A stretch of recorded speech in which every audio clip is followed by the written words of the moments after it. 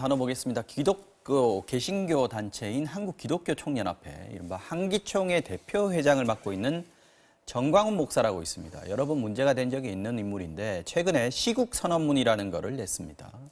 이 정부가 종북 주사파 정권이다. 문재인 대통령이 하야해야 한다. 이렇게 주장을 했는데요. 정치권이 일제히 비판을 했고 한기총 내부에서도 사퇴하라고 비난의 목소리가 나왔습니다. 자, 교수님, 일단 민주당에서는 내란 선동적인 발언이다. 뭐 이렇게 내란까지 갈 만한 인물인가 하는 생각은 좀 들고요. 이분 말이 개신교를 대표하는 건 아닙니다. 근데 한기총이라는 데가 물론 지금 개신교의 대표 단체다라고 얘기하면 개신교 내부에서도 그거 아니다. 지금 그렇죠. 한기총 떠나온 사람들이 얼마나 많은데 지금은 하나의 단체일 뿐이다. 이렇게 얘기를 하고 있지만 그렇죠. 어쨌거나 개신교에서 굉장히 큰 세력을 가지고 있는 분들임에는 또 분명합니다. 네. 저는 그 교회 목사님들이 그리고 또 교회나 그 종교 단체에서 정치적 발언하는 것이 과연 맞느냐에 대한 논란이 분명히 있을 거라고 보고요. 네네. 또 하나 더 유독이 이제 한기총은 그동안 이제 사실은 굉장히 뚜렷한 정치적 색깔을 가지고 이른바 이제 태극기 집회부터 시작을 해서 그다음에 지금의 현 정부에 대한 비판적 목소리를 일관되게 해왔었습니다. 그리고 굉장히 과도한 발언들을 많이 했어요. 이번에 하야 발언뿐만 아니라 그전에 황교안 대표 만났을 때 장관 청탁 발언도 있었고 그렇죠. 그다음에 또 황교안 대표를 이승만 박정희 이어가는 지도자로 이야기를 했던 적도 있고 그다음에 과거에 사실은 좀 금도를 벗어나는 발언들을 많이 했는데 저는 두 가지를 지적하고 싶습니다. 네. 하나는 아까 말씀하신 것처럼 물론 종교단체나 기독교단체도 정말 엄중한 시국이나 정치적 상황에는 자기 입장을 낼 수 있습니다. 그게 사실 70년대 이른바 KNCC가 그런 역할을 했었어요.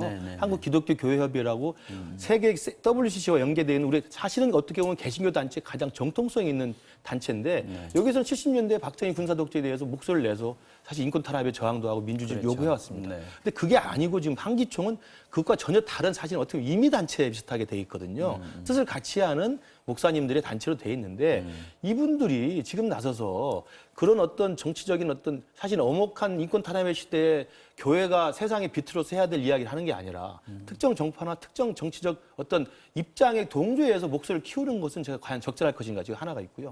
두 번째는 그런 생각할 수도 있습니다. 해도 되는데 말이라는 건 계속 우리가 이야기합니다만 해서는 안 될 말과 넘어서는 안 될 선이 있는 거거든요.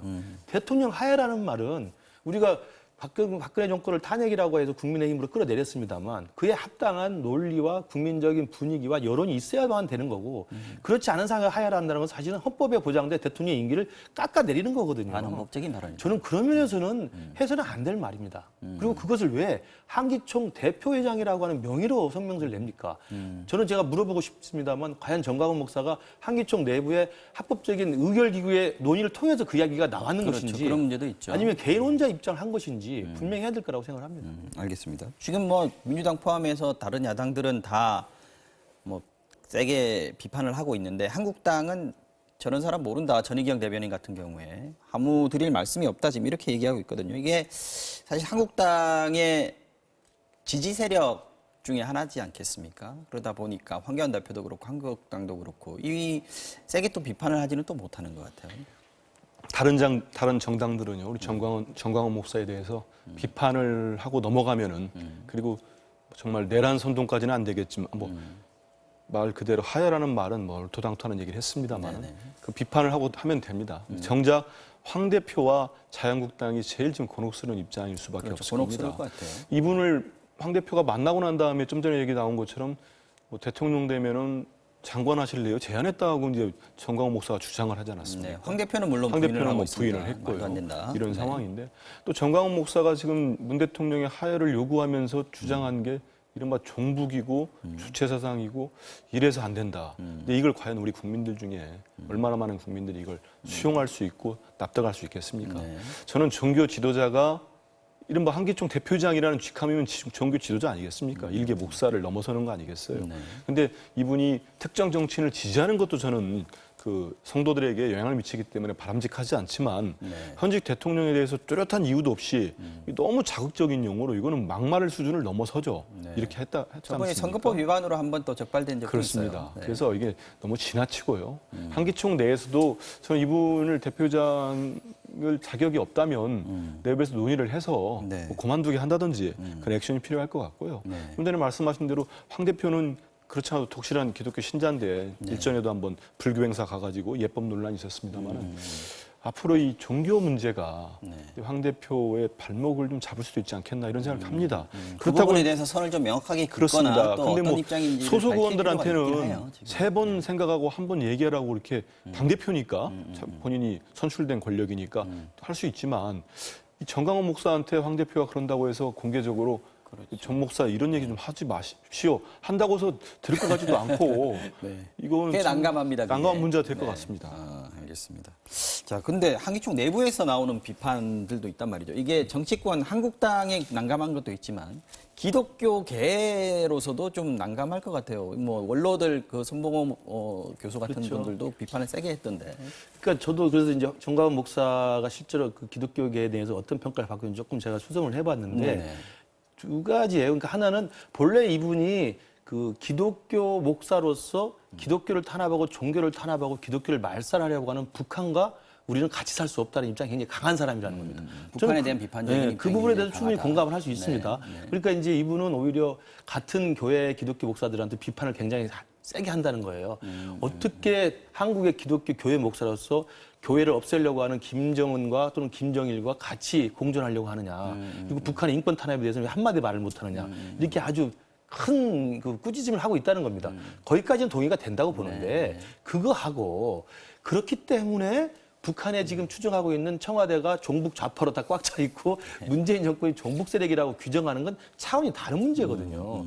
저는 그래서 아까도 이야기 나왔습니다만 기독교 내에도 KNCC라고 하는 가장 오래된 신망이 있는 그 협의회가 하나 있고요. 그다음에 지금 한기총이라는 좀 보수적인 성향을 가진 단체가 있고 또 기독교 기예시라고 해서 또 좀 진보적이고 중도적인 성향의 또 단체들이 있습니다. 그렇기 때문에 같은 기독교 내지만 정치적 입장을 놓고는 서로가 의견이 다를 수 있고 그리고 한기총이 아까 말씀드린 회장이지만 개인 본인의 입장이라고 한다면 한기총 이름을 팔아서는 안 되는 거거든요. 네네. 저 그걸 분명할 필요가 있다고 생각이 들고 알겠습니다. 또 하나는 이제는 한국당이 내년 총선에서 진짜 승리를 목표로 한다면 우리 한 부장님 말씀대로 한국당이 먼저 또 황교안 대표가 먼저 태극기 세력과 이런 정가훈 목사님 같은 극단지 주장하신 분하고는 분명하게 선을 그어줘야 돼요. 그렇게 알겠습니다. 하지 않으면 굉장히 힘들어집니다. 네.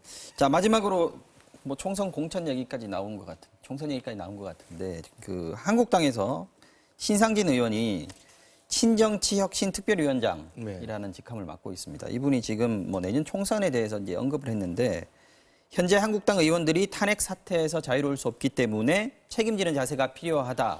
이걸 이제 대폭 물갈이가 될 것이다. 친박은 이 얘기가 나오고 있는데 맞습니까?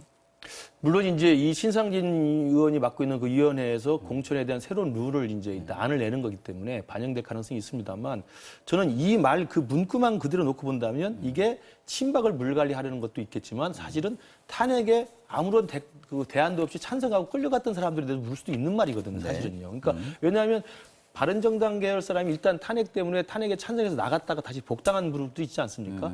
복당파 그룹에 대해서는 사실은 나가지 않고 한국당을 지켰던 쪽에서는 배신자라는 이야기를 하고 있거든요. 바로 그런 부분들이 같이 지금 착종돼 있기 때문에 아마도 지금은 이제 첫 화두를 꺼냈습니다만 공천을 앞두고 시간이 다가가면 한국당 내에서는 과연 탄핵 때 우리의 행동 중에서 탄핵에 찬성한 쪽을 어떻게 평가할 것이고 탄핵에 반대한 쪽을 어떻게 평가할 둘 다 것인가. 사태에 자유로울 수 없다. 그렇습니다. 둘 다 아마 서로 간에 치열한 쟁투가 벌어질 거라고 봅니다. 그것에 대한 첫 포문을 이제 열었던 게 아닌가. 이것이 공천 기준으로 반영이 된다면 더 큰 사활적인 싸움이 될 거라고 봅니다. 이거는 한민수 위원께 여쭤봐야 될 것 같은데요. 민주당도 지금 공천률 확정을 했다고 그럽니다. 근데 이게 여기서 이제 주목되는 게 신인 가산점이에요. 그러니까 현역 국회의원 그리고 그 전에 국회의원 한번 했던 분들은 불리하다. 점수를 뺏긴다 이런 얘기지 않습니까? 그래서 물갈이가 자연스럽게 될 것 같다라고 하지만 실제로 또 내면을 들여다보면 꼭 그런 것 같지는 않다라고 하는 분들도 있어요. 이게 막 사안별로 다를 수밖에 없습니다. 그래서 지금 전당원 투표 과정에 이제 곧 진입을 할 거예요. 민주당에서 전당원들의 의사를 물어가지고 이 공천 관련된 걸 특별 당규로 올려놓고 승인을 받겠다는 의결을 받겠다는 거죠. 좀 짧게 해주시겠네요. 그런데 이 부분은 현행 10%였어요. 신인 가산점이. 근데 네. 10에서 20% 늘렸고요. 그다음에 현역들은 모두 경선을 의무화했습니다. 근데 하위 평가 20%는 감점을 10에서 20으로 늘렸어요. 그러다 보니 하위 20에 걸린 현역 의원이 정치 신인과 붙으면 상당히 불리할 수밖에 없겠죠. 이거는 또 자연스러운 물갈이로 갈 수 있을 것 같습니다. 물갈이 효과가 있을 것이다 이렇게 보시는군요. 알겠습니다. 자, 오늘 정치와우정룡은 여기서 마무리하겠습니다. 국민일보 논설위원, 전 논설위원 한민수 위원 그리고 김근식 경남대 교수님과 함께했습니다. 두 분 고맙습니다. 감사합니다.